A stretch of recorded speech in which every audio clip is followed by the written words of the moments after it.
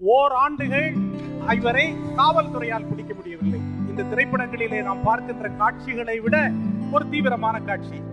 1948ஆம் ஆண்டு டிசம்பர் மாதம் 20ஆம் தேதி புளியங்குளம் என்கின்ற இடத்திலே இவர் கைது செய்யப்பட்டார். இவர் கைது செய்யப்பட்ட போது நீங்கெல்லாம் சொன்னா ஆச்சரியப்படுவீங்க, அவருடைய கையில 2 வெடிகுண்டு இருந்தது.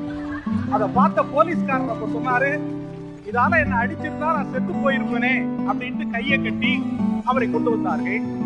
கொண்டு வந்தது மட்டுமல்லாமல் அவரை தலைகீழ கட்டி வச்சு ஒரு பெரிய மீசை, இதையெல்லாம் சொல்லக்கூடாதுன்னு அவர் என்ன சொல்லி கூப்பிட்டு வந்தாரு. இருந்தாலும் உங்கள்கிட்ட சொல்லணுங்கிறதுக்காக சொல்றேன். அவருடைய பெரிய முழுக்கு மீசை, ஒவ்வொரு முடியாக அதை அவர்கள் பிடிக்கிறார்கள்.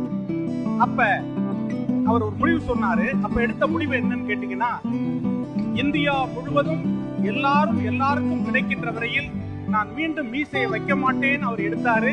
எதிர்கால சந்ததியினர் அப்படிப்பட்ட ஒரு சமுதாயத்தை அமைப்பார்கள் என்ற நம்பிக்கை அவருக்கு இருக்கு. எவன் ஒருவன் ஒடுக்கப்பட்டவனாக இருக்கிறானோ அவனுடைய குரலாக வாழ்நாள் முழுவதும் வாழ வேண்டும் என்பதற்கு இன்றைய காலத்தில் ஒரு முன்னுதாரணம் உண்டு என்று சொன்னால் நம்முடைய தலைவர் தான் என்பதை நான் உங்களோடு பகிர்ந்து கொண்டு நிறைவு செய்கிறேன்.